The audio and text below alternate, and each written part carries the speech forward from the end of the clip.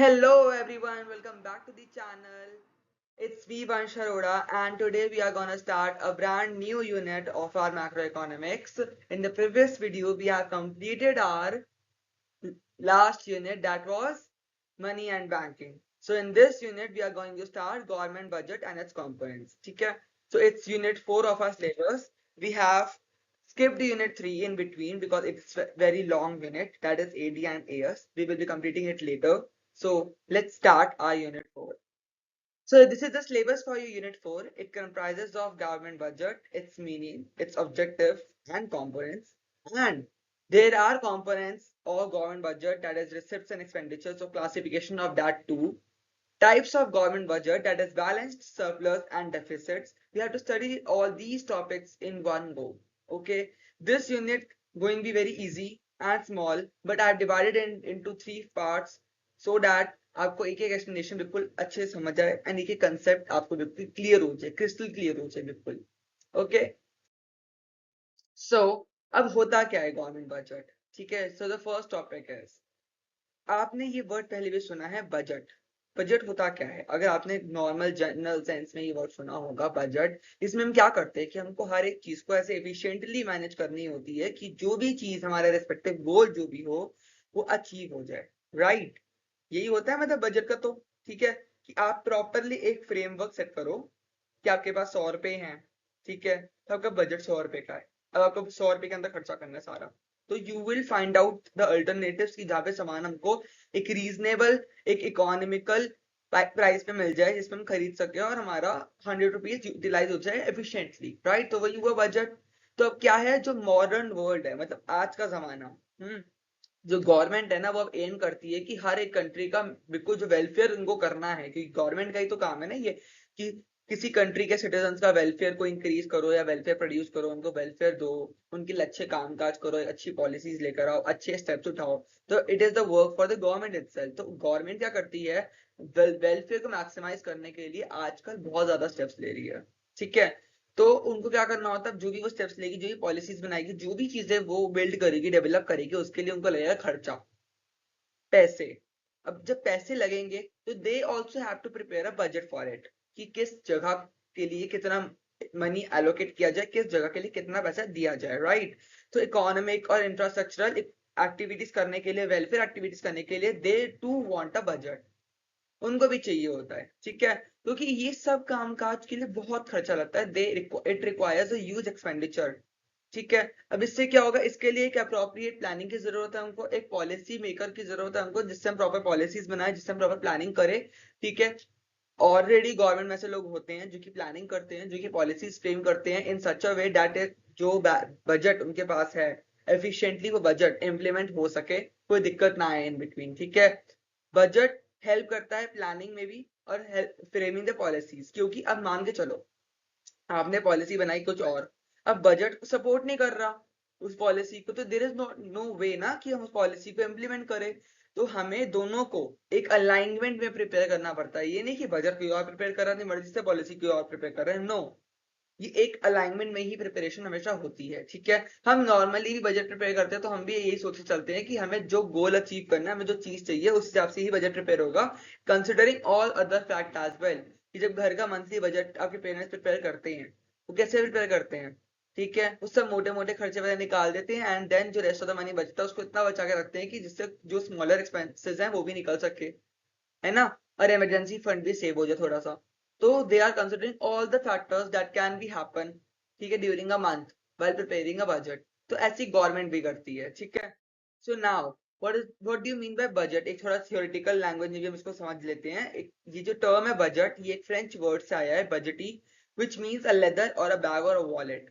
ठीक है, it is a statement of a financial plan of a government. Government का जो फाइनेंशियल प्लान होता है कि फाइनेंशियली किस तरीके से वर्क करना है, फाइनेंशियली किस तरीके से चीजों को हैंडल करना है, it is all known as budget.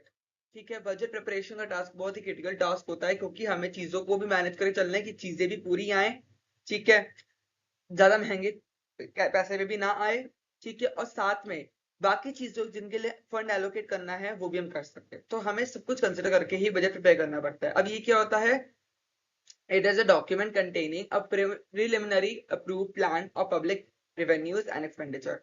इसमें प्रॉपरली एक डॉक्यूमेंट प्रिपेयर होता है जिसमें ये सब कुछ दिखाया जाता है कि पब्लिक से कितना रिवेन्यू आने वाला है एंड पब्लिक पे कितना रिवेन्यू एक्सपेंडिचर करना है। ठीक है, अब सिंपल सी बात है ना, बजट प्रिपेयर करते टाइम ये तो ना कि आप सिर्फ ये सोचो कि पैसा कहाँ कहाँ जाएगा। You will also think of the fact कि पैसा कहाँ कहाँ से आएगा, राइट। आपको वो भी सोचना पड़ेगा, वो एक्सपेक्ट को भी कंसिडर करना पड़ेगा कि भाई सिंपल सी बात है कि आप सिर्फ सोचते जा रहे हो कि पैसा खर्च यहाँ करना है, यहाँ करना है, यहाँ करना है, यहाँ करना है, but are you getting the same amount to spend? क्या आपको वो जितना अमाउंट आपको खर्च करना है उतना मिल भी रहा है कहीं से? बिकॉज यू कांट स्पेंड ना कि उससे ज्यादा स्पेंड कर दो आप, ऐसा पॉसिबल तो है ही नहीं। इसलिए तो हमको सारे रेवेन्यूज एंड सारे एक्सपेंडिचर दोनों को कंसिडर करना होता है, दोनों के लिए ही हमको प्रॉपरली सोचना पड़ता है। तो in general sense government budget is an annual statement. एक तो ये एनुअल स्टेटमेंट है, जैसे हम तो मंथली बजट बनाते थे फैमिली में, ठीक है, वीकली भी लोग बनाते हैं, दिन का भी लोग बनाते हैं कि आज दिन में 100 रुपए मिले, जैसे तुम लोगों का सिंपल है, तुम लोगों को अगर दिन के वैसे मिलते हैं या फिर पॉकेट मनी मिलती है, चीजें मिलती है, आप भी सोच के चलते हैं ना कि हम यहाँ खर्च करेंगे वहां खर्च करेंगे और इतने बच जाएंगे तो नेक्स्ट मंथ हमको ये काम आएंगे फॉर दिस थिंग। तो ये भी बजट का ही पार्ट होता है, सोचना समझना सब एक बजट का ही पार्ट होता है, क्योंकि आप एक थिंकिंग रख रहे हो। अब गवर्नमेंट बजट की डेफिनेशन क्या कहती है, क्योंकि एग्जाम में तो आपको लिखनी पड़ेगी डेफिनेशन, जब आपके पास ऐसा कोई क्वेश्चन पूछा जाएगा तो ये is definition. Government budget is an annual statement showing items wise estimates of receipts and expenditure during a fiscal year। ठीक है, गवर्नमेंट बजट एक एनुअल स्टेटमेंट है, लाइक ये एक पूरे साल की स्टेटमेंट होती है, पूरे 12 मंथ की स्टेटमेंट होती है, अपकमिंग 12 मंथ्स। ये नहीं कि आप पहले खर्चा कर ले रहे हैं बाद में बजट बना रहे हैं, नहीं, पहले आप बजट बना के देंगे देन आप उसको करेंगे प्रॉपरली एग्जीक्यूट। ठीक है, तो ये एक एनुअल स्टेटमेंट है जो पूरे साल का स्टेटमेंट आता है, जिसमें हम आइटम वाइज चीजों को एस्टिमेट्स दिखाते हैं कि कितना पैसा हमारे पास आ सकता है और कितना पैसा हमें खर्च करना है।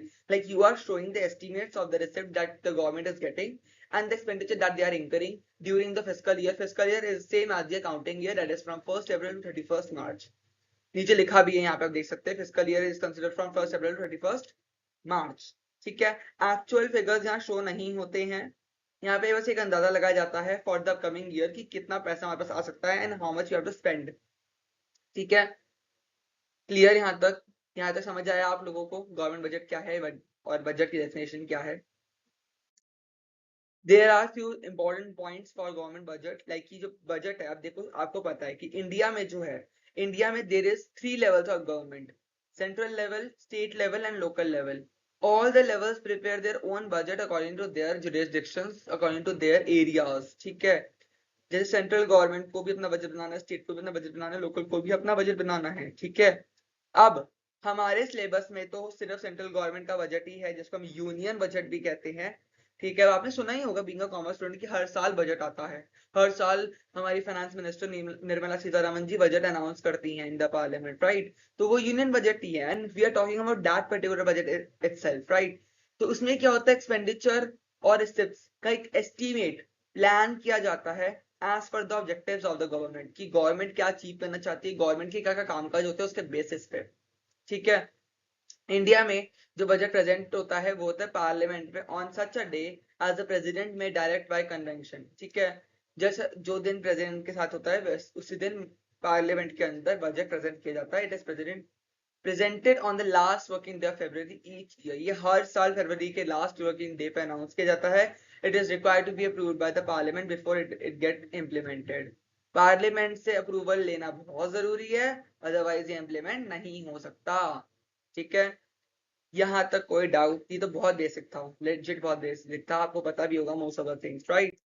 Now we are coming to the most important topic of this chapter. As हर यूनिट के अंदर एक बहुत मोस्ट इंपॉर्टेंट क्वेश्चन होता है, ठीक है, बहुत वाला होता है। जैसे हमने मनी बैंकिंग भी खत्म किया तो मैंने आपको 2 बताए थे वहां पे, तो वैसे ही यहाँ पे भी हमारे पास एक यही है, बहुत बहुत बहुत इंपॉर्टेंट क्वेश्चन है ये, ऑब्जेक्टिव्स ऑफ गवर्नमेंट बजट। आपको ये हर जगह दिखेंगे, जहां you will be getting the question from this particular unit, you will be getting this question as well।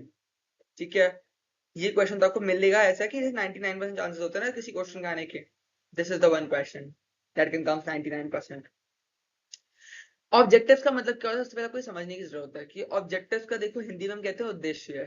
ठीक है, तो ऑब्जेक्टिव्स का मतलब वो है गवर्नमेंट बजट बनाने का मेन मोटिव क्या है, why are we preparing this, why are you studying this. तो इसका मेन मोटिव है, बहुत सारे मोटिव्स हैं, टोटल 6 मोटिव्स हैं, तो हम एक एक करके उनको समझते हैं। तो स्टार्टिंग में लिखा है कि देखो कुछ सर्टेन ऑब्लिगेशंस होती है, कुछ सर्टेन ऑब्जेक्टिव्स होते हैं जिसके लिए गवर्नमेंट बजट बनाती है। ठीक है, क्योंकि जो गवर्नमेंट की पॉलिसीज को इम्प्लीमेंट करने के लिए बड़े हेल्प करते हैं। ठीक है, तो number one is reallocation of resources. Simple सी बात है ना, आप बजट प्रिपेयर कर रहे हैं, बजट में you are knowing the estimates of the receipts that you are getting in the upcoming year and the estimates of the expenditure that you are incurring in the upcoming year. So what you are doing, you are using that particular receipts in incurring your expenditure. तो आप क्या कर रहे हैं, जो resources that you are having or you will be getting in the near future, you are using it efficiently. You are planning to utilize it efficiently, right? तो ये तरीके का प्लानिंग फेज ही है। आपने बीएसटी में भी पढ़ा होगा बजट वर्ड, ठीक है, टाइप्स ऑफ प्लान में ही आता है ये भी वहां पे। तो रीएलोकेशन ऑफ रिसोर्सेज का मतलब हुआ कि बजटरी पॉलिसी से गवर्नमेंट ये एम करती है कि अपने रिसोर्सेज को ऐसे एलोकेट करेंगे, ऐसे बांटेंगे, जिससे कि इकोनॉमिक सोशल दोनों प्रायोरिटीज कंट्री की पूरी हो जाए। इकोनॉमिक प्रायोरिटीज जो होंगी वो भी पूरी हो जाए, सोशल प्रायोरिटीज जो होंगी वो भी पूरी हो जाए। तो ये दोनों प्रायोरिटीज को पूरा करने के लिए government aims to prepare budget so that they can reallocate its resources efficiently in the country. अब इसके अंदर हमारे दो पॉइंट्स आते हैं। First is tax concessions. अब सिंपल सी बात है, गवर्नमेंट हमसे पैसा लेने के लिए कहां से पैसा लेती है, किसके थ्रू पैसा लेती है, टैक्स के थ्रू पैसा लेती है हमसे, तो है ना। सो to encourage investment, government can give taxes to producers, for example government discourage the production of harmful by providing subsidies। ठीक है,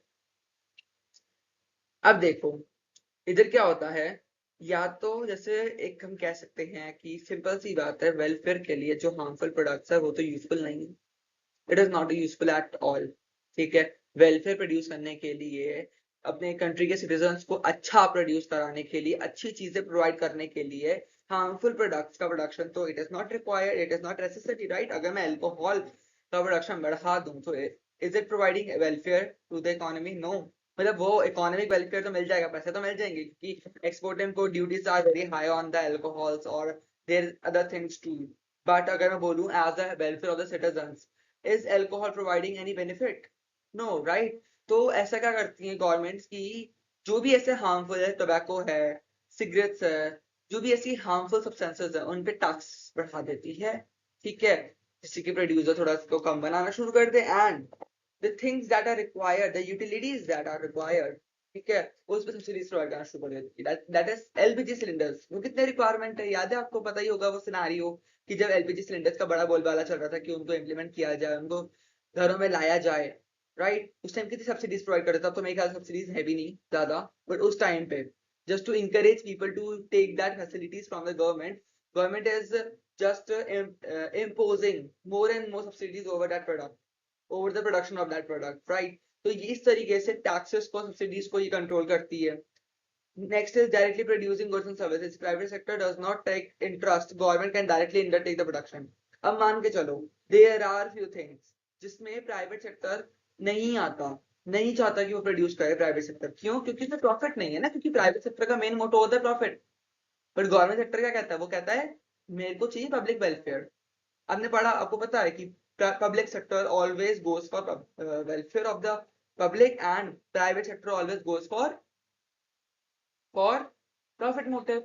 तो अब मान लो किसी एक पर्टिकुलर चीज का प्रोडक्शन करना है जिसमें private sector is not showing any interest because they are not getting profit out of it, so in that particular case public sector comes into the image and public sector takes that production and uses that thing in their business। क्योंकि welfare provide करने के लिए आ जाएगी हमारी कौन, हमारे public sector आ जाएगा और बोलेगा ठीक है मैं प्रोड्यूस करता हूँ, ठीक है, ठीक है मैं प्रोड्यूस करता हूँ, वैसे बोल के आ जाएगा। तो this is the first objective of our government budget, that is reallocation of resources. आपको ये ऑब्जेक्टिव एक क्यूमुलेटिव क्वेश्चन जा सकता है कि आपको सारे ऑब्जेक्टिव एक क्वेश्चन में देने हो, आपको सेपरेटली भी पूछा जा सकता है कि explain reallocation of resources as objective of government budget. ये आपको किसी केस स्टडी के फॉर्म में पूछेगा कि आइडेंटिफाई करो कौन सा ऑब्जेक्टिव फुलफिल करा जा रहा है और उसको एक्सप्लेन भी करो। तो you will be getting the question in that sense as well और in the cumulative sense as well. तो आपको जिस तरीके से भी आए, बट आपको रेडी रहना है विद प्रॉपर एक्सप्लेनेशन। ये तुक्के मार के आ रहे हो, कुछ जी बना के लिख रहे हो, नहीं। आप प्रॉपर एक्सप्लेनेशन याद कीजिए, प्रॉपर एग्जांपल्स कोट कीजिए हर एक आंसर के अंदर, ठीक है। Second is reducing inequalities in income and wealth. अब इकोनॉमिक इनइक्वालिटीज का मतलब होता है कि इकोनॉमिक जो सिस्टम होता है, हर एक इकोनॉमिक सिस्टम के अंदर इनइक्वालिटीज तो होती ही हैं, ठीक है। अब गवर्नमेंट क्या कहती है कि मैं ये जो गैप है ना इनकम इनइक्वालिटीज का, रिच और पुअर का जो गैप है इसको कम करूं, ठीक है। इसको कम कैसे करती है गवर्नमेंट? रिच लोगों के ऊपर और टैक्स लगा दो, और टैक्स लगा दी जाती है, और टैक्स लगा दी जाती है, और टैक्स लगा दी जाती है, and spending more on the welfare of poor, कि जो गरीब लोग हैं उनके, जो पुअर लोग हैं उनके वेलफेयर को इंक्रीज करने के लिए, उनके वेलफेयर के एक्सपेंशन के लिए और खर्चा करती है उनके ऊपर। It will reduce the income of rich, क्योंकि अब क्या हो रहा है कि जो रिच पीपल है उन पे तो तुमने टैक्सेस लगा दिए, टैक्सेस लगाने से क्या होगा, उनकी इनकम कम हो जाएगी। जब उनकी इनकम कम हो जाएगी और तुम पुअर लोगों के लिए पॉलिसीज डाल के उनका वेलफेयर एक्सपैंड करोगे, तो इससे क्या होगा, they both will be coming at the same level और even at the same sector. जब वो सेम लेवल पे आएंगे, इससे क्या होगा, इनइक्वालिटीज रिड्यूस हो जाएंगी। तो this is the way the government is playing a crucial role in reducing the inequalities in the economic system। ठीक है, तो आप इसको भी यहाँ पे लिख सकते हैं कि they are imposing more and more taxes on the rich and spending more and more money on the welfare and the economic interest of the poor। ठीक है, सबसे वो पॉलिसीज इम्प्लीमेंट करना, नए नए स्कीम्स लेकर आना, ये सब पार्ट आएगा इस आंसर में। ठीक है, number 3 is economic stability. Government अपने बजट से क्या करती है, प्रिवेंट करती है business fluctuation of inflation and deflation to achieve the objective of economic stability. और देखो इन्फ्लेशन और डिफ्लेशन आता है तो क्या होता है कि बिजनेसेस को बड़ा प्रॉब्लम होता है। ठीक है, अभी आपने ही प्रीवियस यूनिट में पढ़ चुके हैं कि इन्फ्लेशन डिफ्लेशन किस तरीके से इम्पैक्ट करता है, किस तरीके से you can overcome the situation of inflation and deflation. Money banking में आपने पढ़ा था ना कि कैसे आरबीआई स्टेप्स लेता है फॉर दैट थिंग। तो ऐसे ही in the same sense government भी अपने बजट में ऐसी चीजें लेकर आती है, ऐसी चीजें इंट्रोड्यूस करती है जिससे कि इन्फ्लेशन और डिफ्लेशन कंट्रोल में रहे, आरबीआई के साथ ही मतलब मिलके, और बिजनेस में इम्पैक्ट कम पड़े। जैसे कि inflationary tendencies emerge when aggregate demand is higher than expenditure. ठीक है, अब सिंपल सी बात है, जब डिमांड बढ़ जाएगी, बहुत डिमांड है किसी सामान की, बहुत ज्यादा डिमांड है, ठीक है, और तुम लोग उस पर इतना खर्चा नहीं कर रहे होगे, तो क्या होगा, वो सामान महंगा हो जाएगा, because people want that thing but it is not there for them. तो इन्फ्लेशन बढ़ जाएगा, तो इन्फ्लेशनरी टेंडेंसी तो बढ़ गई ना, इन्फ्लेशन तो बढ़ गया। तो ऐसे डिफ्लेशन भी होता है। ठीक है, जब खर्चे बढ़ जाते हैं तो गवर्नमेंट टैक्सेस का सीन देखती है, सब्सिडीज का सीन देखती है उस टाइम पे, जिससे कि इकोनॉमिक स्टेबिलिटी क्रिएट हो, इन्फ्लेशन और डिफ्लेशन का इम्पैक्ट इतना ज्यादा इकोनॉमी पे ना पड़े। I hope you are getting till here all the 3 points having the different theory, different part, different things there, but एक होता है ना क्रक्स, क्रक्स सेम नहीं जा रहा है, तो आप कंफ्यूज मत होइएगा। आपको बस ये थ्योरी याद करनी थोड़ी सी, एंड थोड़ा सा क्रक्स समझ लो, अलग अलग थोड़े से उसमें रिच एंड पुअर के बारे में बात हुई थी, एलोकेशन ऑफ रिसोर्सेज में अलग बात थी थोड़ी सी, welfare products and non welfare products के बारे में बात कर रहे थे, but crux are the same. Crux एक ही चीज जा रही है कि उनको स्टेबिलिटी मेंटेन करनी है, उनको रिच एंड पुअर वाला गैप खत्म करना है। ठीक है, वेलफेयर इंक्रीज करना है। Now the fourth one is financing and management of the public sector enterprise. जो पहले के 3 थे आपको सेपरेटली क्वेश्चन आ सकते हैं, बट ये जो 3 बचे हैं ये आपको सेपरेटली तो नहीं आएगा, बट इस तरीके से सच में आएगा कि आपको क्यूमुलेटिव आंसर में लिखना पड़ेगा। ठीक है, financing and management of public sector enterprise, PSC इसको मैनेज करेंगे, फाइनेंस करेंगे। इसका मतलब क्या है कि बजट प्रिपेयर करने से क्या होगा कि वो और एंटरप्राइजेस को ग्रो करेंगे। ठीक है, पब्लिक सेक्टर एंटरप्राइजेस आएंगी, पब्लिक सेक्टर इंडस्ट्रीज आएंगी, जिससे क्या होगा, पीपल अपने सोशल वेलफेयर को इंक्रीज करेंगे। ठीक है, क्योंकि पब्लिक सेक्टर का मेन मोटिव ये नहीं होता कि प्रॉफिट कमाना है, मेरे को उनको वेलफेयर प्रोवाइड करना होता है। अगर they are coming up with more public sector undertakings, public sector enterprises, it means they are providing more employment, more opportunities to the citizens of the country, more welfare to them। तो जब ज्यादा welfare बढ़ेगा किसी particular sector का, तो उसमें development होगा। तो government usually come up with this policies, जिससे क्या होगा कि उनका वेलफेयर इंक्रीज हो। तो इधर भी उनका ये है कि वो क्या करेंगी, इंटरप्राइजेस को लेकर आएंगे, तो बजट को ऐसे सच इन सच्चों पे एलोकेट करेगी जिससे कि वेलफेयर इंक्रीज होता जाए। Next is economic growth. Economic growth में क्या होता है कि the growth rate of a country depends upon the rate of its saving and investment. अभी हमने एडीएस नहीं पढ़ा है, एडीएस में सेविंग और इन्वेस्टमेंट का हम बहुत ज्यादा चर्चा करने वाले हैं। अब सेविंग एंड इन्वेस्टमेंट का आपको जर्नल सेंस में मीनिंग तो बताइए। सेविंग मतलब सेव करना, वैसे तो इन्वेस्टमेंट मतलब जो पैसा आपके पास पड़ा है उसको किसी ऐसे प्रोडक्टिव एवेन्यू में इन्वेस्ट करना जहां से आपको रिटर्न्स मिले, राइट। तो गवर्नमेंट क्या करती है, कंपनी कंट्री की ग्रोथ रेट, कंट्री किस तरीके से ग्रो कर रहा है, it totally depends upon the rate of saving and investment.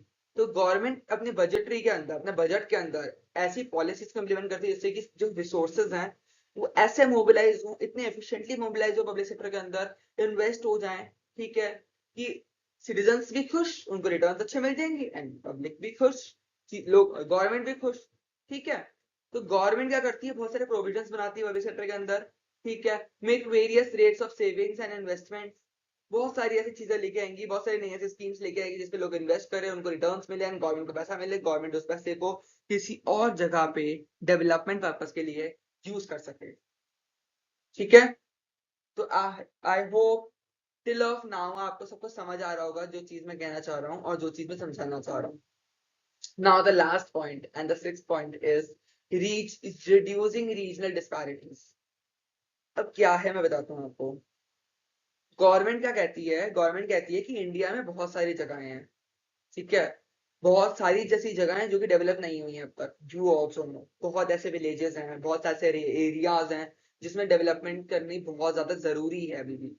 ठीक है, जहाँ पे लोगों को तो पता ही नहीं है बिजनेस के बारे में, जिसमें लोगों को तो पता ही नहीं है चीजों के बारे में, and they are not even getting employment at some places.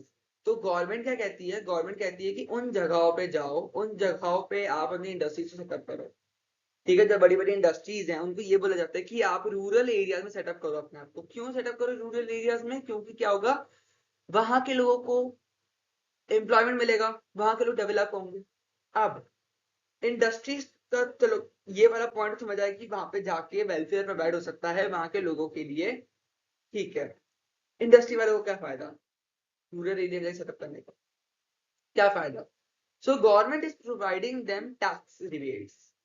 Government कहती है कि अगर आप अर्बन एरियाज में इंडस्ट्री सेटअप करोगे, ठीक है, तो आपको हम टैक्स ज्यादा लेंगे आपसे, बट अगर आप रूरल एरियाज में करोगे, बैकवर्ड एरियाज में करोगे, ठीक है, लेस डेवलप्ड एरियाज में करोगे, तो हम आपको टैक्स रिबेट्स देंगे, टैक्स में छूट देंगे आपको हम। ठीक है, आपको टैक्स कम भरना पड़ेगा। ठीक है, तो इससे क्या होगा, इससे क्या होगा कि जो इंडस्ट्रीज हैं टैक्स में पैसा ना खर्च हो, टैक्स कम भरना पड़े, हमें छूट मिल जाए गवर्नमेंट की तरफ से। तो इसके लिए क्या करती हैं वो, बैकवर्ड एरिया में स्टैब्लिश कर देती है, और फिर उससे क्या हुआ, इकोनॉमिक डेवलपमेंट वहां का तो हो गया, है ना, एम्प्लॉयमेंट अपॉर्चुनिटीज भी क्रिएट हो गई, है ना। इससे क्या होगा, रीजनल डिस्पैरिटीज रिड्यूस हो जाती हैं, डिफरेंट डिफरेंट एरियाज जो है, बैकवर्ड एरियाज जो है, उनके बीच में जो गैप क्रिएट हो रहा है वो फुलफिल हो जाता है। समझ आया यहाँ तक आपको कोई भी डाउट?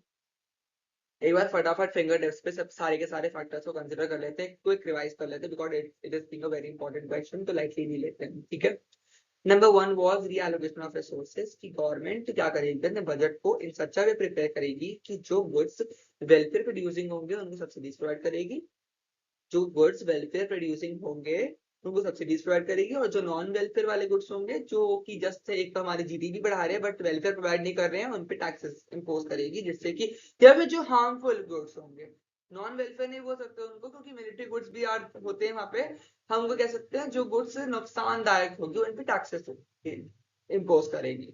ठीक है, नंबर टू क्या था, number two, number two point क्या था हमारा बताओ? नंबर टू पॉइंट कहता था कि टैक्सेस एंड सब्सिडीज को कैसे यूज करना है, रिच एंड पुअर का गैप कैसे फुलफिल करना है ना। क्या कहती थी वो गवर्नमेंट, क्या कहती थी कि हम बजटरी पॉलिसी के थ्रू क्या करेंगे, हम रिच लोगों के ऊपर और टैक्सेस लगाएंगे और पुअर लोगों के ऊपर और खर्चा करेंगे और उनकी हेल्प करेंगे और उनका वेलफेयर इंक्रीज करवाएंगे। What was number third point, economic disparity को डिक्रीज करना है, कि उनको इन्फ्लेशन डिफ्लेशन के बीच में गैप खत्म करना है, उनको इकोनॉमिक साइकिल्स को कंट्रोल में रखना है, उनको रिसेशन बूम डिप्रेशन वाली साइकिल को इंप्रूव में रखना है, उनको ये सब करना है। What was number fourth, number fourth says that कि वो पब्लिक सेक्टर एंटरप्राइजेस को डेवलप करेंगे, पब्लिक सेक्टर अंडरटेकिंग्स को लेकर आएंगे, इंडस्ट्रीज आएंगी गवर्नमेंट की, सोशल वेलफेयर इंक्रीज जिससे होगा, ऑब्जेक्टिव उनका बढ़ेगा। Number fifth was economic growth.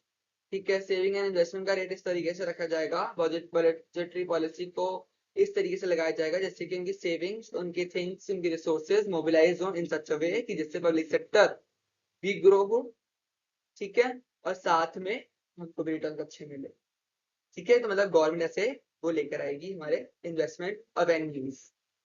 Number six and the last was की रीजनल डिस्पैरिटीज को रिड्यूस करो, कि जिस एरिया में डेवलपमेंट कम है वहां पे इंडस्ट्रीज को डेवलप करो, जिससे कि इंडस्ट्रीज वालों को, इंडस्ट्री होल्डर्स को, इंडस्ट्री ओनर्स को टैक्स रिबेट देंगे, ठीक है, उनको इकोनॉमिक रिलीफ देंगे, और इससे क्या होगा, उस एरिया की डेवलपमेंट होगी, उस एरिया में ग्रोथ होगी, जिससे कि वहां के लोगों को एम्प्लॉयमेंट अपॉर्चुनिटीज मिले।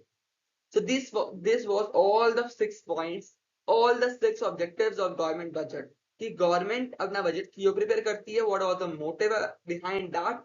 तो ये बहुत इंपॉर्टेंट क्वेश्चन था, ठीक है जी, we have completed now, and in the next upcoming video we are gonna start our main government budget की गवर्नमेंट बजट दिखता है कैसे, मैं आपको दिखाऊंगा, यहाँ पे डिस्प्ले करके दिखाऊंगा कि गवर्नमेंट का जब बजट आता है वो कैसे दिखता है। ठीक है, क्या कंपोनेंट्स होते हैं उसके, कंपोनेंट्स के अंदर डिटेल्स हैं, उनके सब टाइप्स भी हैं, उनके और भी टाइप्स हैं, उनके अंदर चीजें बहुत सारी हैं, तो उनको हम बिल्कुल डिटेल में यहाँ पे डिस्कस करेंगे। And at the end we will be doing classification of budget. ठीक है, so till now if you are facing any doubt, drop your doubts in the comment section, and if you need any help regarding macroeconomics you can drop your doubts in the comment section as well, and do like share the video with your friends, उनको भी economics सिखाओ, उनको भी economics पढ़ाओ। ठीक है, and stay tuned for the next video. Till then, take care. Thank you so much for watching this video.